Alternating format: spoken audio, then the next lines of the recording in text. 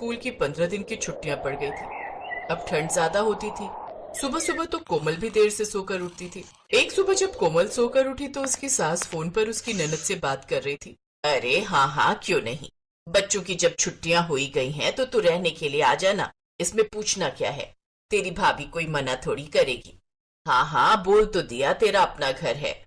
कोमल बहू, पूजा थोड़े दिनों के लिए बच्चों के साथ रहने आना चाहती है। बोल रही है कि तुम्हें कोई परेशानी तो नहीं है ना। नहीं नहीं, मुझे कोई परेशानी नहीं है, बोल दीजिए, पूजा को आ जाएगी। देखा, मैंने कहा था ना कि बहू को कोई परेशानी नहीं है। चल अब मैं तेरे लिए क्या बनवा दूं खाने में। बच्चे क्या खाएंगे बता दे। छोले भटूरे ठीक है क्या? सोनू बेटा को गाजर का हलवा भी खाना है। ठीक है, फिर वो भी बन जाएगा। अब जल्दी जल्दी नानी घर आ जाओ, ठीक है बेटा। कोमल की सास ने तो बैठे बैठे ऑर्डर करना था। बेचारी कोमल इतनी ठंड में अकेले रसोई में सबसे पहले भटूरे छोले तैयार करती है और उसके बाद गाजर का हलवा। शाम के समय कोमल की ननद अपने बेटे सोनू और बेटी दीपा के साथ कुछ दिनों के लिए रहने आ जाती है। अब जब घर में कोई आ जाए तो भला कोई आराम से कैसे बैठ सकता है, खासकर घर की बहू। पूजा बेटा, तू कहाँ जा रही है? यहाँ बैठ न कंबल में मेरे पास, कितनी ठंड हो रही है। बच्चों को भी कंबल में बिठा दे। मम्मी, भाभी रसोई में थी, मैं सोच रही थी उनके साथ रात के खाने की तैयारी करवा लूं। रहने देना, कभी कभी तो आती है, यहाँ भी काम में लग जाएगी। कर लेगी तेरी भाभी अपने आप। तू मेरे पास बैठ और टीवी देख। रिया बेटा, वो तुम्हारे मामा जी जो गजक लाए थे वो डिब्बा मम्मी के से लेकर आना।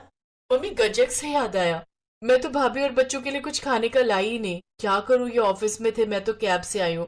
रास्ते में सोच रही थी कि कोई मिठाई या गजक की दुकान मिल जाए, पर कैब वाले भैया ने कैब रोकी नहीं।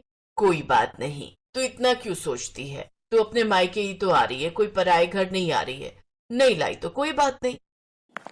दादी ये लो। ला दे। पूजा, ये खाकर देख कितनी स्वाद है। कुछ भी कह, बहू के मायके वाले चीज बड़ी स्वाद देते हैं। पूजा का पति मनोज आ जाता है। अरे दामाद जी। हाँ, बच्चों के बिना घर पर मन ही नहीं लग रहा था। सोचा मैं भी बच्चों के साथ कुछ दिन यहीं रह लूं। 2 दिन ऑफिस की छुट्टी है। देखा मम्मी, ये भी ना मेरे और बच्चों के बिना अकेले नहीं रह पाते, तभी तो मैं कम आती हूँ। ये तो मुझे भी दिख रहा है। अच्छा आप बैठो, मैं बहू को बोलती हूँ, सबका खाना लगा देगी। कोमल रात के 1:30 बजे तक अकेली रसोई में लगी रही। अरे भाभी, आपने तो सारा काम कर लिया, मुझे बुला लेते। कोई बात नहीं, सब हो गया, आप बस बिस्तर लगाने जा रही हूँ। भाभी आप बुरा ना मानो तो हम आपके कमरे में सो जाएं। वो क्या है ना, मनोज को बेड पर सोने की आदत है। हाँ हाँ, क्यों नहीं, हम लोग बाहर ड्राइंग रूम में सो जाएंगे। वैसे भी मैं ऐसा ही कुछ करने वाली थी। थैंक यू भाभी। अच्छा, मैं कह रही थी मनोज को ना कॉफी पीकर सोने की आदत है, आप बना दोगे क्या? मैं सबके लिए कॉफी बना देती हूँ। कोमल स्वभाव की बहुत अच्छी थी। वो सबका सम्मान करना जानती थी। घर में रिश्तेदारों में कैसे बात करनी है, कैसे सबको सम्मान देना है, वो उसे अच्छे से आता था। साथ में कोमल सहनशील भी बहुत थी। हालांकि वो सुबह से अकेली ही ठंड में रसोई में काम कर रही थी, पर फिर भी उसने ये बात किसी को महसूस नहीं होने दी। भाभी, ये कंबल तो बहुत सुंदर है, नए लिए क्या? नए साल पर भैया ने गिफ्ट दिए थे, 2 दिन के लिए घर गई थी ना तभी। ओह अच्छा। कुछ देर बाद कोमल के ननद नंदोई और बच्चे उसके कमरे में सो गए। सास अपने कमरे में सो गई और कोमल ने ड्राइंग रूम में बिस्तर बिछा लिया। क्या हुआ, तुम इतनी चुप क्यों हो? कुछ नहीं, बस ऐसे ही थोड़ी थकावट है। मुझे पता है, तुम सुबह से ठंड में रसोई में लगी हुई थी। काम भी तो बहुत सारा हो गया। एक काम करता हूँ, कल मैं ऑफिस से छुट्टी ले लेता हूँ, तुम्हारे काम में हाथ बटा दूं। अरे नहीं नहीं, ऐसे अच्छा नहीं लगता। मैं अच्छे बुरे की कोई बात नहीं है, और मनोज जीजा जी भी तो कल घर पर ही हैं। मैं छुट्टी ले ही लेता हूँ। ठीक है, जैसी तुम्हारी मर्जी। अगले दिन अनिल ने भी ऑफिस से छुट्टी ले ली।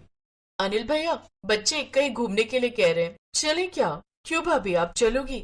नहीं नहीं, मुझे तो बहुत काम है, आज वॉशिंग मशीन भी लगानी है, कपड़े धोने हैं, फिर सर्दियों की बारिश का कोई भरोसा नहीं होता कब आ जाए। तुम लोग हो? ठीक है, तो फिर हम लोग चले जाते हैं, बच्चों को ले जाएंगे। अनिल सबको लेकर घूमने चला गया। पूरा घर ऐसे ही फैला हुआ था मानो कोई बारात घर हो। पहली बार कोमल के मन में अपनी ननद के लिए कड़वाहट आई थी।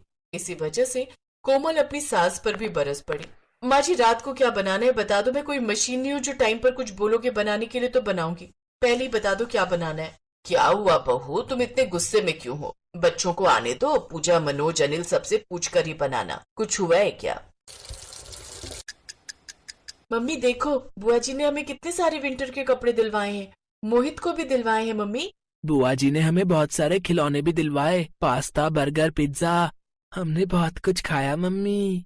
भाभी ये गुलाब जामुन और मूंग की दाल का हलवा लाई थी। रात को खाना खाकर गरम कर लेंगे, फिर सब मिलकर खाएंगे। अभी एक सरप्राइज और आ रहा है। सरप्राइज? कौन सा सरप्राइज? वह तो रात को ही पता चलेगा भाभी जी। कोमल के दिमाग में यही बात चल रही थी कि आखिर ऐसा क्या सरप्राइज है जो रात को मिलने वाला है। शायद घर के कामों में कोमल कुछ भूल गई थी, पर बाकी सबको याद था। और वो सरप्राइज था कोमल का जन्मदिन। रात को 12 बजे दरवाजे की घंटी बजी। कोमल, तुम्हारा सरप्राइज आ गया। कोमल के कमरे के दरवाजे के बाहर उसकी ननद, नंदोई, बच्चे और सास सब हाथों में केक और ढेर सारे गिफ्ट लिए हुए खड़े थे। ये सब कोमल के बर्थडे का सरप्राइज था।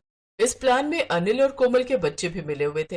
हैप्पी बर्थडे कोमल भाभी, जन्मदिन की ढेर सारी शुभकामनाएं बहू, जीती रहो, सदा खुश रहो, ईश्वर तुम्हें लंबी आयु दे। Thank you so much. मैं तो अपना जन्मदिन भूल ही गई थी। आप सबको याद था और ये इतने सारे गिफ्ट मेरे लिए।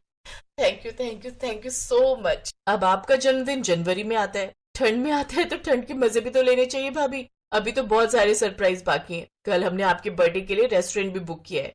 हमने आपके मायके वालों को भी इनवाइट किया है। कल हम सब मिलकर आपका जन्मदिन धूमधाम से मनाएंगे भाभी। आप भी तो हमारे लिए कितना कुछ करते हो, तो हमारा भी तो फर्ज बनता है ना अपनी प्यारी भाभी के लिए कुछ करने का। सब मिलकर कोमल को जन्मदिन की बधाई देते हैं। अगले दिन कोमल के बर्थडे के लिए एक बड़े रेस्टोरेंट में पार्टी बुक की गई थी। कोमल अपनी ननद की दी हुई ड्रेस पहनती है। कोमल के मायके वाले भी जन्मदिन की पार्टी में पहुंचे थे। सारे इंतजाम पूजा ने किए थे। कोमल को एहसास होता है कि कुछ देर के लिए उसकी सोच अपनी ननद पूजा के लिए कड़वाहट वाली हो गई थी, पर पूजा के स्नेह ने सब कुछ संभाल लिया। ठंड के दिनों में अपने जन्मदिन पर कोमल के चेहरे पर एक अलग खुशी थी, और वो खुशी उसके चेहरे पर उसकी प्यारी ननद की वजह से ही आई थी।